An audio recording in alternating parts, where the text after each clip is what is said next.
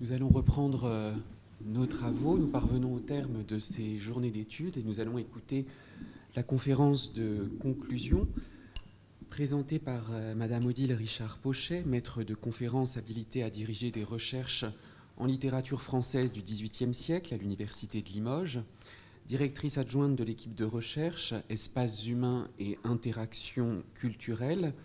Elle explore les écrits sensibles et les écritures intimes de ce siècle, notamment les correspondances de Charles de Brosse, Diderot, Rousseau, Madame d'Épinay, les romans épistolaires de cette période, mais aussi ceux du XXe siècle, comme ceux de Michel Leiris, comme les correspondances de Michel Leiris et de François Mitterrand. Elle s'intéresse aussi à la littérature de voyage. Elle a publié les lettres à Sophie Voland. Cette édition a paru en 2010 et l'étude a paru en 2007. Elle a réédité les travaux de Bernard Bray sur les correspondances classiques et le roman épistolaire.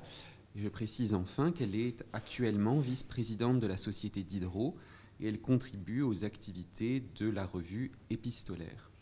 Sa communication s'intitule « Pour une géocritique du voyage ». Je lui cède donc la parole. C'est à moi de te remercier, Damien, pour ta présentation et pour ta venue à Limoges. Je remercie également toute l'équipe des communicants, remercier les doctorants qui sont présents ici et qui nous soutiennent et qui, j'espère, feront leur miel de nos propos.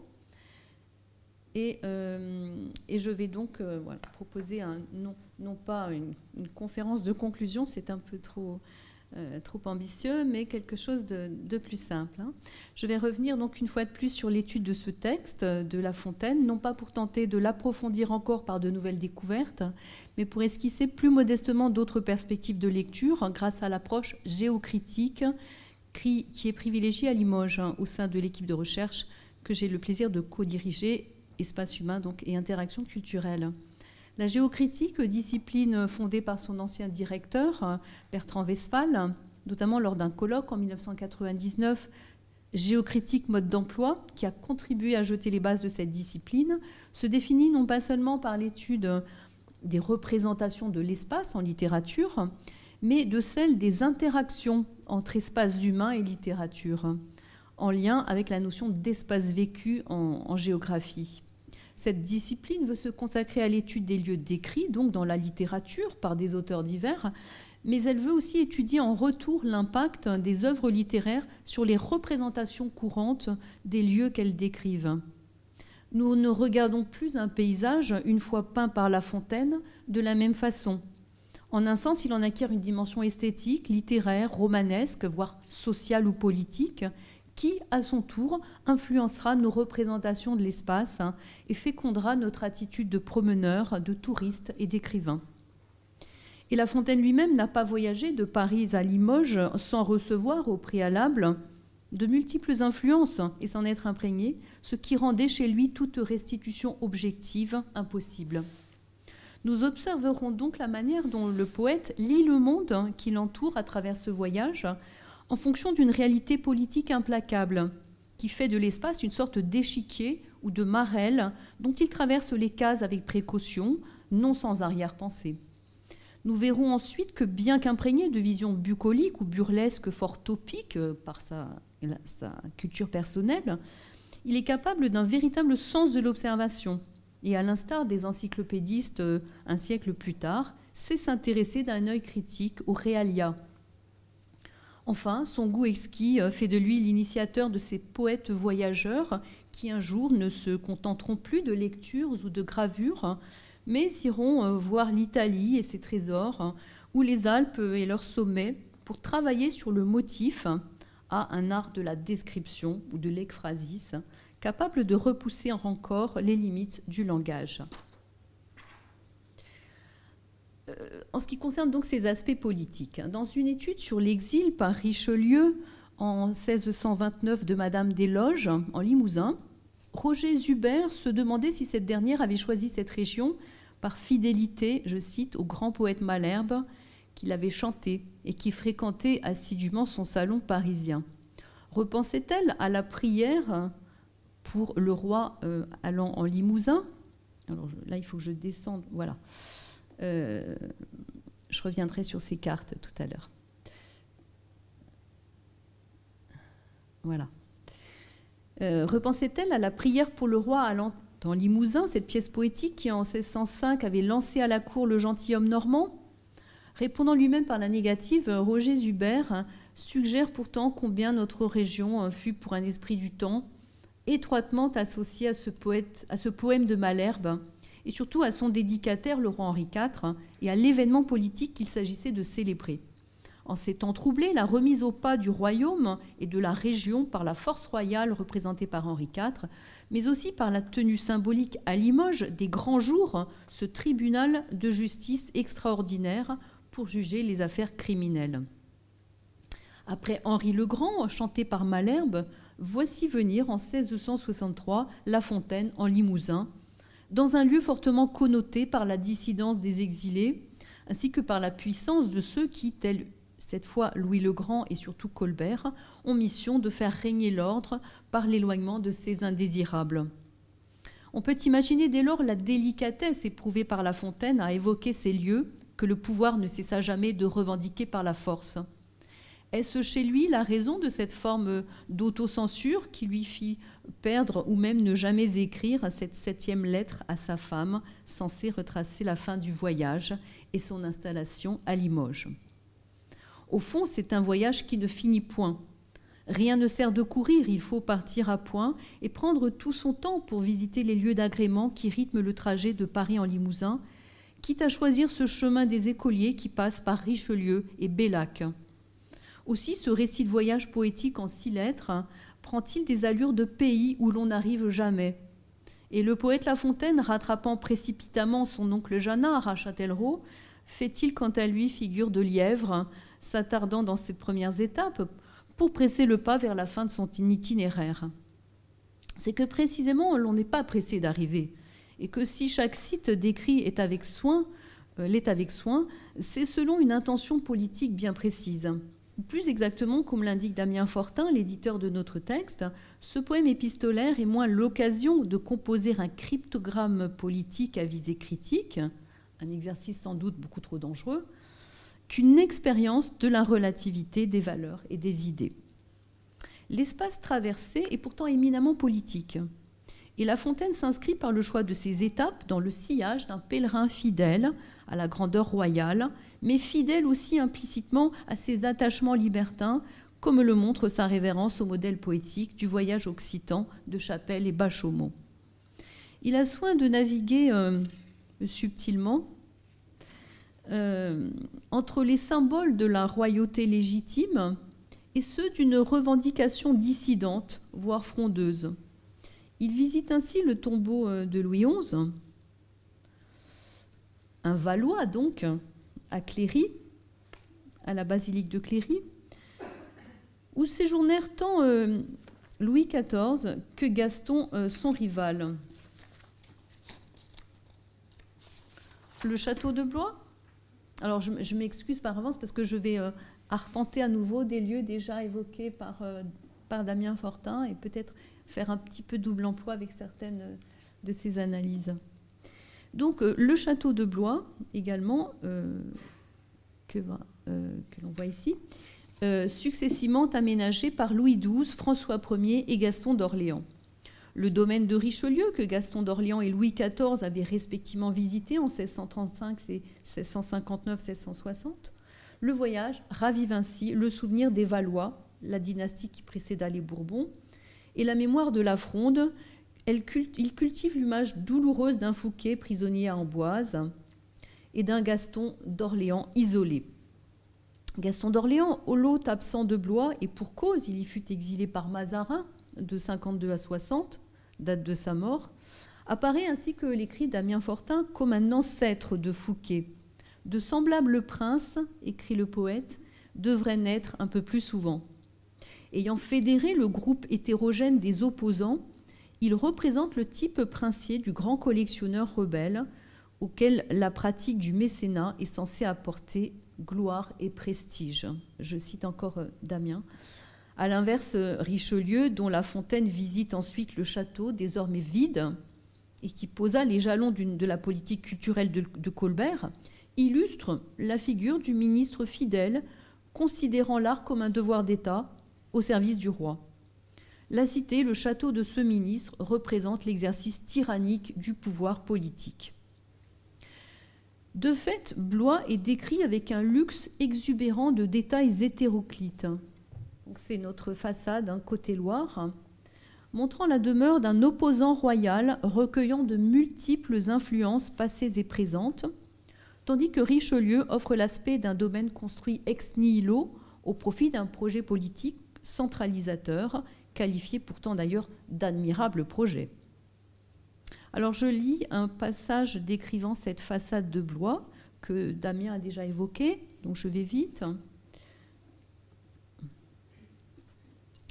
Le logis du prince a été bâti à plusieurs reprises, une partie sous François Ier, l'autre sous quelqu'un de ses devanciers. Il y a en face un corps de logis à la moderne que feu monsieur a fait commencer.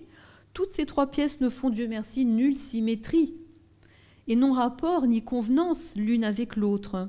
L'architecte a évité cela autant qu'il a pu. Ce qu'a fait faire François Ier, à la regarder du dehors, me contenta plus que tout le reste.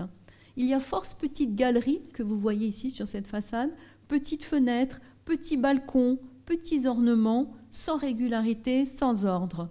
Cela fait quelque chose de grand, c'est le paradoxe, qui plaît assez. Alors bien avant l'heure, on peut le dire, La Fontaine emprunte la future théorie des rapports formalisée par Diderot en architecture pour démontrer la possibilité d'une parenté entre la forme de l'édifice et celle du pouvoir ou de son commanditaire. Ainsi, le château de Maisons-Laffitte sera-t-il décrit par l'encyclopédiste Diderot à son amie Sophie, une correspondance à laquelle je ferai allusion plusieurs fois, comme le miroir exact de son maître. Ce château de maison est exactement la maison, non d'un roi, non d'un prince, non d'un financier, non d'un riche particulier, mais d'un premier président. C'est une architecture toute simple. Il est impossible de voir des portes et des croisées de meilleur goût, point de colonnes. J'ai peut-être la citation ici, voilà.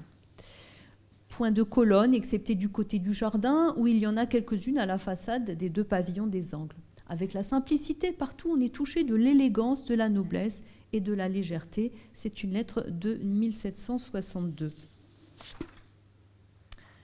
Une autre photo du château de Maisons-Laffitte aujourd'hui, qui décrit justement ces caractéristiques évoquées par Diderot, une forme de simplicité, de régularité, de noblesse, mais de noblesse modeste, puisque le château a été construit par un surintendant, René de Longueuil, un surintendant de Louis XIV.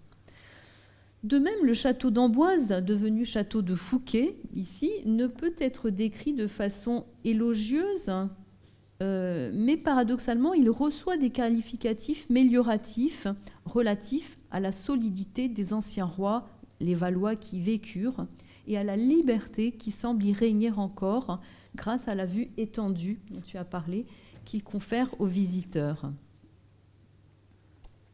Voici donc Blois et son locataire, je dirais, provisoire, Nicolas Fouquet. On comprend implicitement... je vais lire aussi la citation qui s'attache à Blois. « Le reste du château me parut indigne de nous y arrêter. Il a toutefois été un temps qu'on le faisait servir de berceau à nos jeunes rois, donc les Valois précisément, et véritablement c'était un berceau d'une matière assez solide et qui n'était pas pour se renverser si facilement. Ce qu'il y a de beau, c'est la vue, elle est grande, majestueuse, c'est une étendue immense. L'œil ne trouve rien qui l'arrête, point d'objet qui ne l'occupe le plus agréablement du monde. » Autrement dit, le château Blois est connoté sur le plan de la liberté précisément, pour l'œil et pour la dynastie qui a vécu. On comprend implicitement le message politique que diffuse cette ekphrasis d'une architecture en partie ruinée, mais qui témoigne des jours meilleurs d'une monarchie naissante et libre. Ainsi, la prétérition « me parut indigne de nous y arrêter » se met-elle au service de l'expression d'une forme d'idéal qui ne peut se dire ouvertement. A l'inverse, la lettre 5, écrite depuis Limoges, entièrement consacrée au magnifique château de Richelieu et aux richesses qu'il contient, s'ouvre, elle, sur la figure d'une réticence en forme d'amnésie. Certes, le poète aurait beaucoup à dire sur ce lieu splendide, et notamment ses environs, son aspect général extérieur, mais La Fontaine feint de curieux trous de mémoire afin de modérer son éloge, préférant s'en remettre à son prédécesseur Desmarets, poète, à la cour de Richelieu, et son ancien homme de confiance, pour les détails prestigieux. Donc voici la citation qui permet de décrire l'arrivée de La Fontaine au sein du domaine. « Vous savez mon ignorance en matière d'architecture, et je n'ai rien dit de veau que sur des mémoires. Le même avantage me manque pour Richelieu.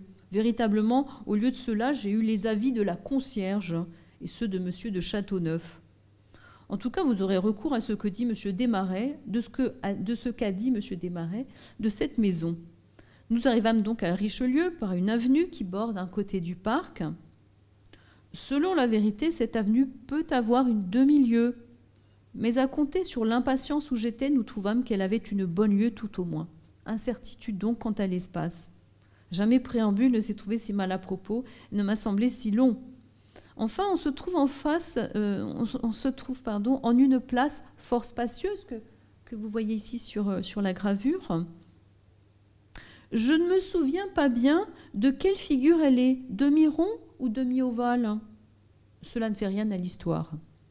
Je ne me souviens pas non plus en quoi consiste la basse-cour, l'avant-cour, les arrière-cours, ni du nombre des pavillons et corps de logis du château, moins encore de leur structure. Il n'est pas vraisemblable que La Fontaine, qui décrit par le menu les innombrables œuvres d'art que le château contient, ait oublié la forme générale et les riches environs du bâtiment. Cette approximation voulue exprime bien sa réticence à l'égard de celui qui ne fut pas son maître et ne le sera jamais. Le reste de cette ekphrasis recèle encore 1000 autres petites impertinences de ce type, largement compensées toutefois par l'éloge que le poète sait faire par la suite aux ornements dont l'incontestable beauté déborde les fractures politiques. Seuls les environs prétentieux de l'architecture, ayant pour mission d'abaisser le visiteur, avaient eu droit à de discrets sarcasmes.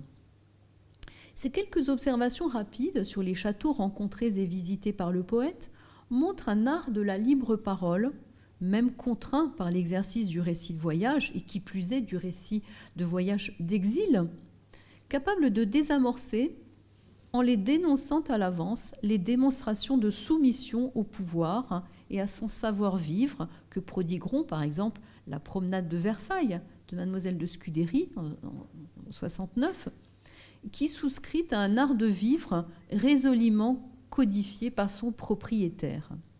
Et a fortiori, je pense aussi à la manière de montrer les jardins de Versailles, cet autre texte rédigé par Louis XIV lui-même en 6 versions en 1689 et 1705, une véritable succession d'ordres laconiques auxquels il semble impossible de se soustraire.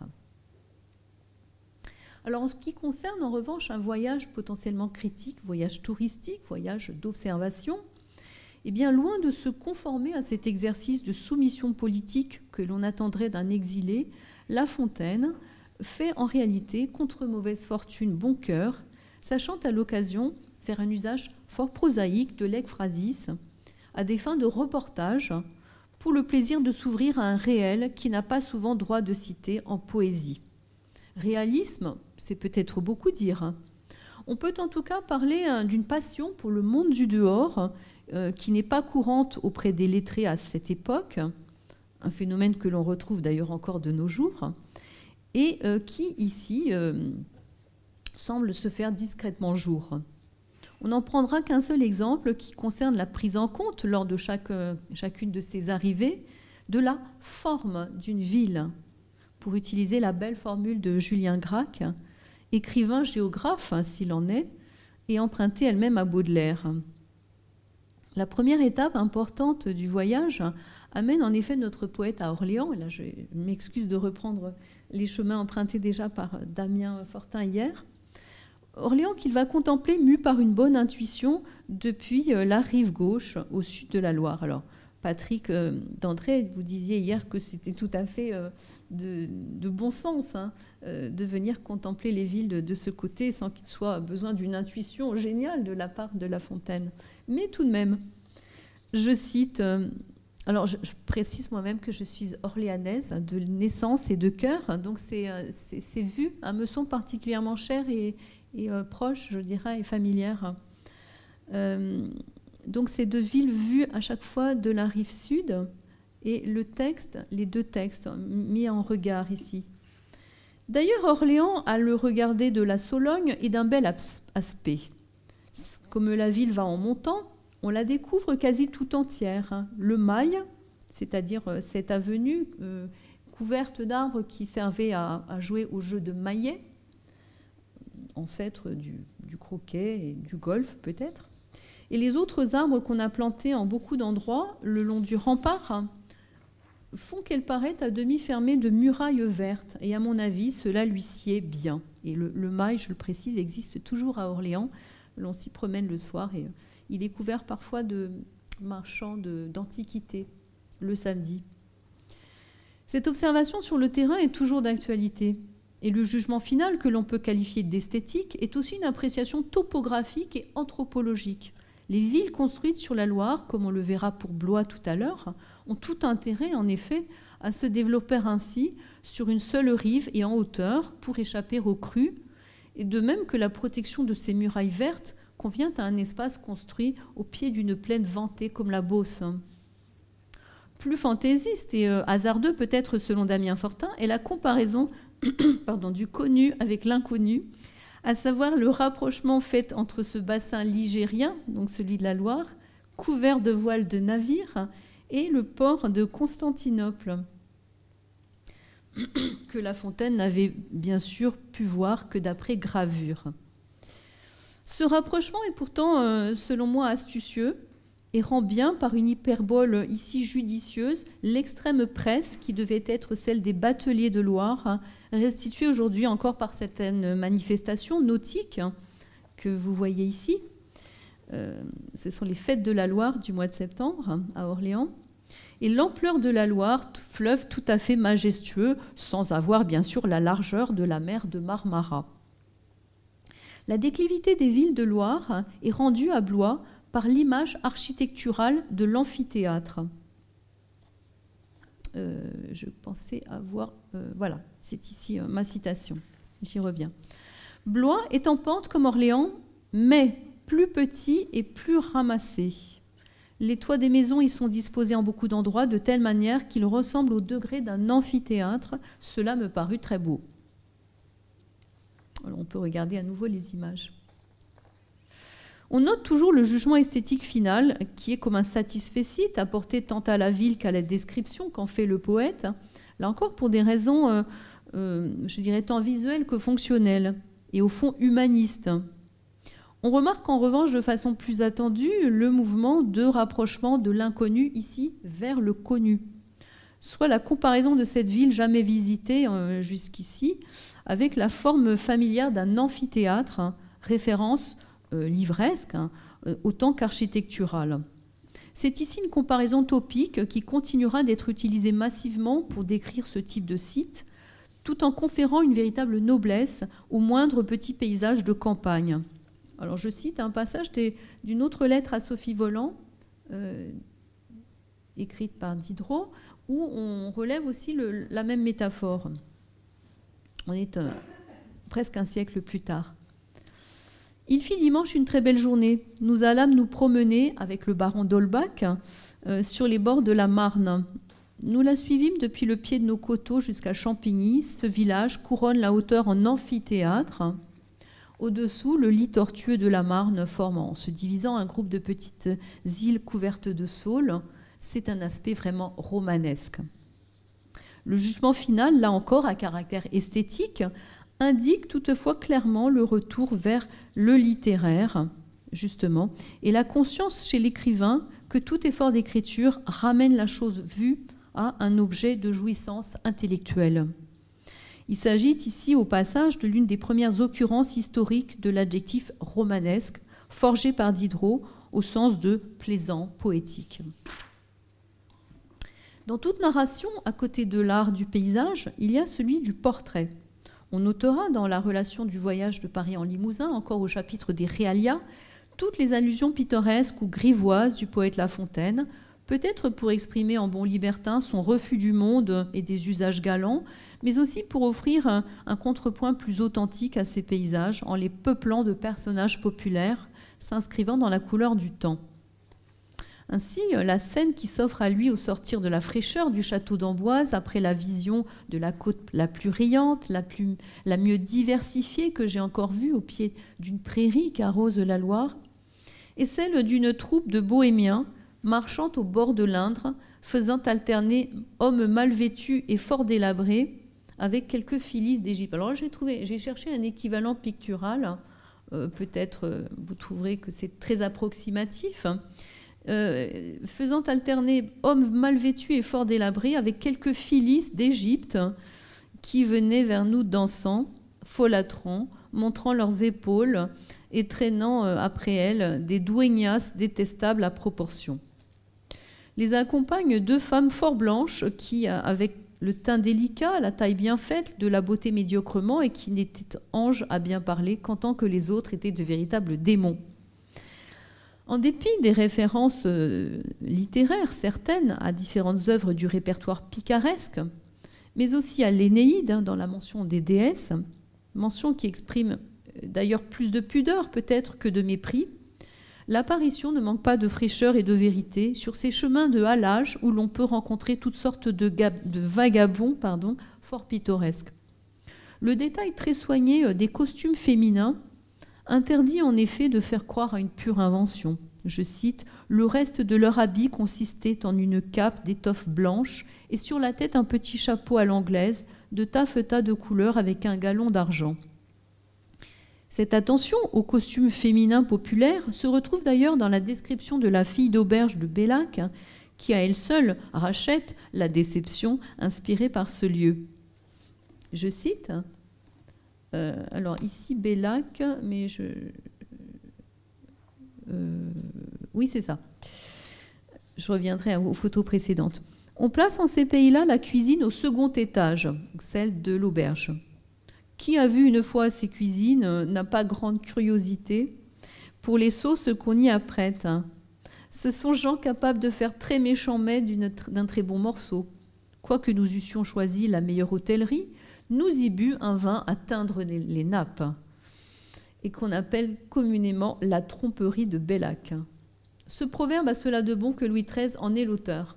Rien ne m'aurait plu sans la fille du logis, jeune personne et assez jolie. Je la cajolais sur sa coiffure. C'était une espèce de cale à oreilles, des plus mignonnes et bordée d'un galon d'or large de 3 doigts. Donc tout à l'heure le galon d'argent et maintenant le galon d'or pour la fille d'auberge. Alors loin de la carte du tendre, la Fontaine brosse à loisir sur fond de paysages limousins médiocres ce portrait inscrit dans une scène d'auberge topique où rien ne saurait plaire, sinon l'exception de la jeunesse. Il fait ainsi alterner détails burlesques, désobligeants pour le local, et fraîcheur de l'évocation féminine. Passé Chavigny, je cite, « l'on ne parla quasi plus français. Cependant, cette personne m'entendit sans beaucoup de peine. Les fleurettes s'entendent par tout pays. » Mais si les jeunes femmes y sont belles, eh bien Bellac, pour contredire son nom, n'est pas du goût du poète. La description en est-elle malveillante ou bien réaliste?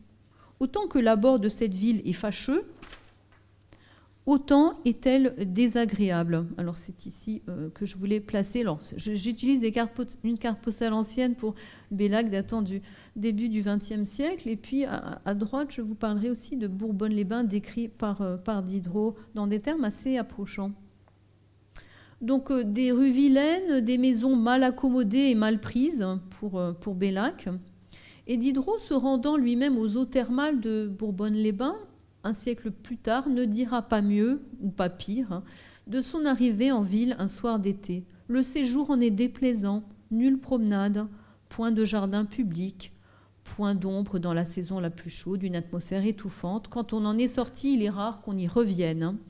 Et il insiste notamment sur le mauvais pavé qui rend les rues extrêmement bruyantes jusqu'en pleine nuit. Donc je voulais établir une comparaison entre ces mauvais pavés de part et d'autre.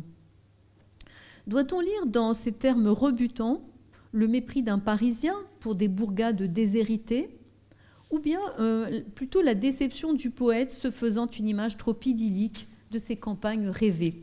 Et les choses sont vraies que ce soit pour La Fontaine ou pour Diderot. Il faut voir plutôt sans doute dans ce paradoxe une tension permanente en cours de route entre mauvaise et bonne surprise, perte d'un idéal, certes, mais aussi révision peut-être de certains préjugés. L'alliance discordante mais sincère entre différentes références épiques ou picaresques qui produisent précisément le burlesque est sans doute ce qui exprime le mieux chez ce poète exilé le choc du dépaysement et le sentiment d'étrangeté. Donc je descends à ces citations. Je vous donne les gens de Limoges pour aussi fins et aussi polis que peuple de France. Donc appréciation très améliorative. Les hommes ont de l'esprit en ce pays-là et les femmes de la blancheur. Mais leurs coutumes, façon de vivre, occupation, compliments surtout, ne me plaisent point. Et je finis sur ce morceau de vers cité hier par Patrick d'André. Ce n'est pas un plaisant séjour, j'y trouve au mystère d'amour peu de savants, force profane, peu de Phyllis, beaucoup de Jeanne, peu de muscat de Saint-Mémin, force boisson peu salutaire, beaucoup d'ail et peu de jasmin. Jugez si c'est là mon affaire. L'alternance finale, même entre prose et vers, évoquée hier également par Cécile Tardy et François Laurent, afin d'exprimer une même réalité, traduit bien le sentiment de celui qui, ne sachant à quel sein se vouer, use de différents langages pour tenter de se faire comprendre. Il est heureux que la poésie qui clôt cet ensemble ait le dernier mot, langue universelle s'il en est, réductrice de bien des dissensions et incompréhensions. Pourtant, la présence même limitée de références prosaïques, de ces réalia, qui font l'essence du voyage et de sa mise en récit, ne se laisse pas réduire à néant et c'est provoqué, ainsi que les cailloux dans la chaussure du voyageur, cet effet de réel renforcé par l'entrechoquement des vers, de la prose et de leurs différents registres, en un pot pourri qui est la marque même de l'attachement du poète au monde dans lequel il vit. Enfin, pour finir, nous aimerions insister sur le fait que, bien loin d'être un voyageur aguerri, un baroudeur invétéré, La Fontaine reste un artiste qui met à profit ce déplacement unique et imprévu, je dirais, si j'ose dire, dans son plan de carrière, pour confronter son expérience du terrain avec son art poétique et sa croyance dans les compétences du langage à mettre en œuvre la fameuse mimésis. L'un des moments les plus saillants de son interrogation et de sa réflexion sur ce sujet reste, à mon sens, son étonnement à Amboise devant la chapelle Saint-Hubert qui domine la terrasse du château et qui recèle les restes supposés de Léonard de Vinci. Au-dessus du portail d'entrée, comme l'a rappelé Damien Fortin, vous le voyez un petit peu ici, je vais agrandir l'image, on peut admirer un linteau figurant plusieurs scènes, dont au centre celle d'un cerf aux belles ramures orné de la croix du Christ qui éblouit les yeux de chaque visiteur, je cite. On trouve aussi dans l'église du château un trophée réputé authentique, de même que dans une salle réservée aux jeux de paume, d'autres bois de serre. Cette profusion de bois de serre aux portes de la Sologne, non loin du château de Chambord, conçu comme un fastueux relais de chasse par François Ier, ne peut nous étonner. En revanche, la tradition rapporte que les bois de serre placés sur le bas-relief intégré au linteau, que vous voyez ici, sont authentiques.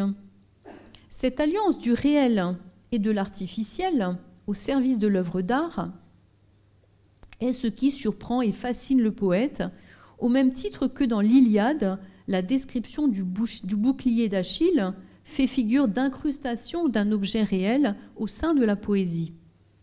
A fortiori, si le bois de cerf s'avère artificiel, comme le bouclier d'Achille se révèle lui-même une création, eh bien, celui-ci pose alors tous les problèmes de l'ekphrasis, soit de la mise en abîme d'une œuvre d'art au sein d'une œuvre d'art. Toute la problématique de La Fontaine dans ce récit de voyage sera justement de concilier le statut des différents objets de rencontre qu'il entend placer sur sa toile et de les mettre en harmonie, du plus réel, comme tel fleuve ou telle servante d'auberge, au plus artificiel, comme les œuvres d'art recélées dans le château de Richelieu.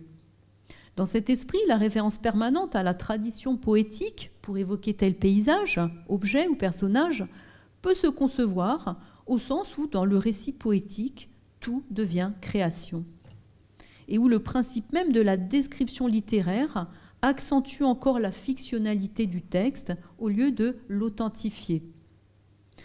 Ainsi, La Fontaine ne semble pas se poser au sens moderne la question du décalage ou de la discordance du réel au sein de l'artifice, mais plutôt de sa mise en mots à des fins d'harmonie. Je cite ce passage extrêmement riche et subtil en matière de réflexion poétique. Dans l'enceinte du château d'Amboise, il y a 3 ou 4 choses fort remarquables. La première est ce bois de cerf dont on parle tant et dont on ne parle pas assez. Mon avis, car soit qu'on le veuille faire passer pour naturel ou pour artificiel, j'y trouve un sujet d'étonnement presque égal. Ceux qui le trouvent artificiel tombent d'accord que c'est bois de cerf, mais de plusieurs pièces. Or, le moyen de les avoir jointes sans qu'il y paraisse de liaison. De dire aussi qu'il est naturel et que l'univers ait jamais produit un animal assez grand pour le porter, cela n'est guère croyable. Ce faisant, le poète contourne sans doute le problème en mettant habilement en rime non la représentation du cerf, mais ce questionnement lui-même. Il en sera toujours douté combien ce cerf aurait été plus ancien qu'un patriarche. Tel animal, en vérité, n'eût jamais su tenir dans l'arche.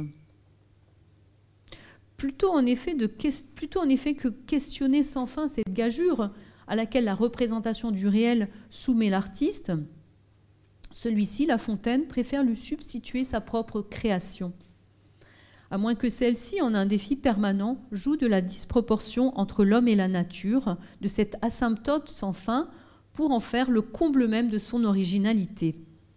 Ainsi, le voyageur romantique, j'ai pris pour exemple Charles Nodier, dans une lettre non pas à sa femme mais à Victor Hugo, écrit ce qui à la fois motive son voyage aux Alpes, décourage son écriture et fonde son projet poétique même, à savoir exprimer cet écart entre limite de l'humain et démesure de l'univers.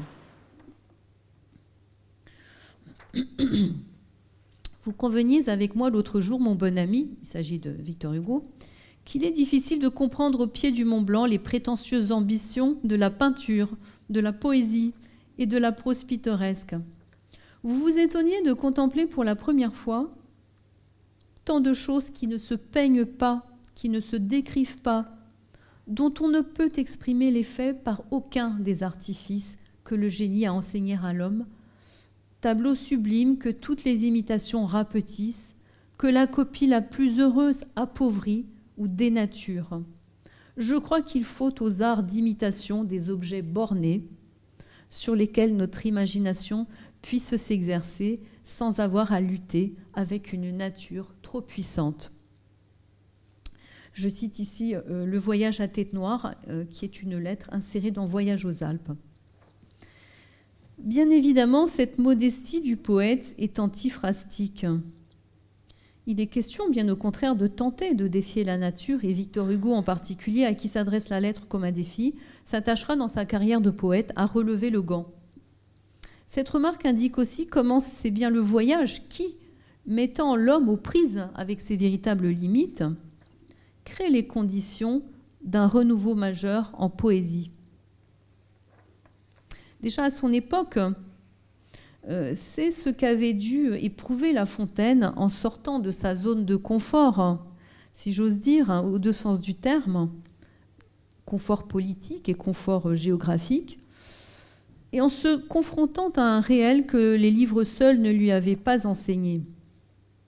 On sait que cette expérience, loin de décourager on sait que cette expérience, loin de le décourager tel un odier au pied des Alpes, n'allait faire qu'enrichir sa pratique de la poésie en prose, dans les amours de Psyché et Cupidon, par exemple, en 1669, et bien entendu dans son immersion dans l'univers des fables, 68-94. Voilà. Je vous remercie de votre attention. Merci beaucoup, Odile, pour cette conférence très, très synthétique et très, très éclairante. Je précise que je ne trouve pas du tout hasardeux le rapprochement des bords de Loire et des barques avec Constantinople. Je suis donc tout à fait d'accord avec toi. Le paysage éveille le souvenir et le souvenir déclenche évidemment l'évocation aussi du paysage. Et il est fort probable que l'évocation du paysage soit motivée par cette mention, par cette indication, par ce rappel de lecture ou de consultation de certaines gravures, comme tu l'as bien montré. Est-ce qu'il y a des questions, des remarques, des commentaires ?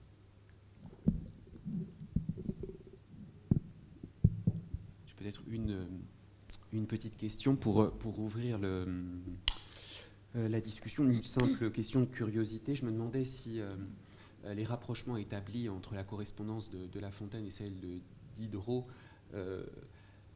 devaient nous inviter à penser que Diderot avait bien lu cette correspondance. On sait que Diderot a entretenu un lien assez particulier avec La Fontaine. Il est l'auteur d'une vie abrégée, certes, mais d'une vie tout de même. À la fin de sa vie, il y a nombreuses allusions dans ses textes. Est-ce qu'on peut supposer que ces 6 lettres aient été lues, aient été... À vrai dire, je ne sais pas si Diderot a pu lire ces lettres.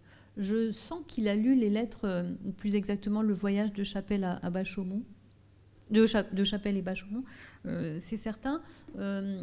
J'en veux pour preuve toutes les descriptions très précises qu'il fait de ces quelques rares voyages. En fait, Diderot voyage très peu. On sait que Diderot, c'est presque un voyageur immobile, hein. Il avait horreur de se déplacer. C'était pour lui source de tension, de perte de temps, enchaîné qu'il était à l'encyclopédie. Mais c'est vrai que ces quelques voyages, il les effectue entre Paris et sa ville natale, Langres. Donc il ne passe pas loin de Château-Thierry. Il est familier de la Marne. Et toutes les descriptions qu'il fait très fugitivement du paysage, à la fois ont la précision du voyageur moderne, une certaine précision, un intérêt pour les sites, la géographie, le territoire, et aussi un certain enjouement libertin. Et là, clairement, les haltes dans les auberges, le goût de la bonne chère, quelques descriptions bucoliques font clairement référence au voyage de Chapelle et Bachaumont. Alors, si on considère que le voyage en Limousin est proche aussi du voyage de Chapelle, il y a une parenté d'esprit libertine, hein, clairement. Moi, c'est ça que je ressens, sans pouvoir tracer un lien direct entre Diderot et La Fontaine. Mais en tout cas, dans ces lettres, et puis le fait que ces lettres s'adressent, alors peut-être pas à la personne aimée en ce qui concerne La Fontaine, mais en tout cas à la personne féminine la plus familière, hein, je fais clairement un lien intéressant entre les deux corpus. Merci. Y a-t-il des... Oui.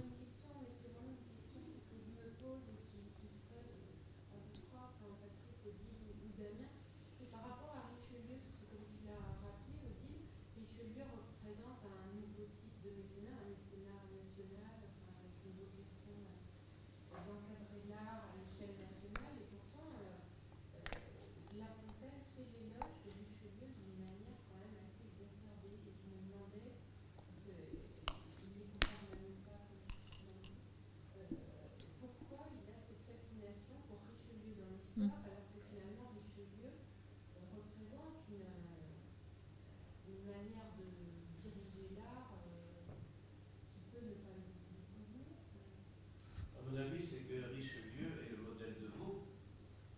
C'est qu'en réalité, on peut complètement inverser les choses en marquant que quand il loue le château de Blois, il dit du bien de la partie François Ier. C'est une façon peut-être de ne pas dire du bien de la partie Gaston d'Orléans. Donc si on voulait prendre la chose à l'envers, on pourrait dire « Ah, décidément, il n'aime pas Gaston d'Orléans puisqu'il loue la partie François Ier. » Et c'est vrai que la partie Gaston d'Orléans de Blois, elle est triste à mourir d'ennui, alors que la façade François Ier, elle est pleine de vivacité. Quant à Richelieu, oui, il faut bien comprendre que, comme Mazarin n'a pas pu construire hors de Paris, J'essaie de retrouver les châteaux en question. non, mais on connaît bien Blois. Oui, voilà le Richelieu. Donc, comme Mazarin n'a pas pu construire hors de Paris, et que c'est ça dans son hôtel, actuellement Bibliothèque nationale, qu'il habille les immenses collections qu'il a faites, selon le principe qu'un Premier ministre doit avoir un palais et une collection d'œuvres d'art. C'est le modèle de Richelieu que Fouquet a imité à Vaux dans l'espoir de devenir à son tour Premier ministre. Vous savez qu'il y a même une tradition qui laisse penser qu'il aurait offert à la couronne le château de Vaux et les collections pour faire comme Mazarin, puisque les collections de Louis XIV émanent du don des collections de Mazarin. Tiré donc de la description de Richelieu que c'est l'anti-Fouquet, ça peut se discuter également. En somme, c'est difficile de tirer parti. Je vous remercie d'avoir repris la question parce qu'elle est très ouverte. Hein. Il y a les deux hypothèses. Moi, je soutiens l'autre à cause du fait qu'il me semble qu'il y a quand même des points et que cette admiration pour les collections de Richelieu me rappelle l'admiration de La Fontaine dans le Songe de Vaux pour les collections de Vaux, avec notamment la momie, l'Hercule Farnèse, enfin l'Hercule Farnèse et les esclaves de Michel-Ange, c'est tellement proche. Donc j'ai l'impression que il est difficile de tirer de la description de Richelieu l'idée d'une opposition entre lui et Fouquet. Alors on peut dire oui, mais c'est parce qu'ils ont fait la même chose, mais Fouquet l'a fait d'une manière beaucoup plus ouverte, etc., que Richelieu. C'est possible, mais je trouve quand même la description de Richelieu tellement proche de ce que le Songe de Vaux nous dit. Alors s'y ajoute évidemment une spécificité, là encore, qui est à analyser, me semble-t-il, au second degré, quand il dit « je n'ai parlé de Vaux que sur des mémoires », c'est qu'en réalité, quand on lui a demandé de décrire Vaux, vous savez que Fouquet a fait une commande en parallèle à Félibien. Et Félibien était l'architecte qui savait parler d'architecture, il deviendra d'ailleurs le descripteur des bâtiments des rois. Et donc, pendant que La Fontaine déportait sa description vers l'onirique, parce qu'il lui fallait bien trouver un terrain, et que Félibien, lui, faisait la description sérieuse, La Fontaine tire parti de ça pour dire « moi je ne sais pas décrire, je n'ai fait ça que sur des mémoires ». C'est une façon élégante de dire que ce n'est pas son domaine à lui, et qu'il y a eu une séparation opérée entre les deux. Il le fera d'ailleurs de la même façon pour la description de Versailles. On peut dire que Versailles, c'est aussi une nouvelle manière de décrire Vaux. La preuve, c'est que les orangers